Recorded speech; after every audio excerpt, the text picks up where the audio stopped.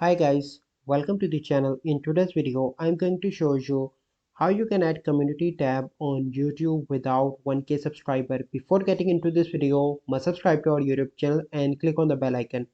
So the first step you simply need to do is to open YouTube and click on your channel icon in the top right, and then you need to click on your channel, and here you can see that I have only 271 subscribers, and here you can see a community tab where I can post and interact with my community. So how you can get it if you do not have 1k subscribers? So this is a feature that YouTube is now allowing everybody that has more than 10 subscribers. So here you can see that on my this account I have 271 subscribers. Let me show you another channel. On this channel I only have 5 subscribers, but there is no community tab. Let me show you.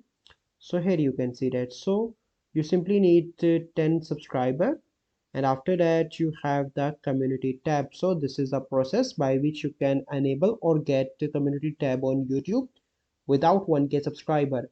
I hope you find this video helpful. If you find this video helpful, must like this video, subscribe to our YouTube channel for future videos. Well, see you in the next video.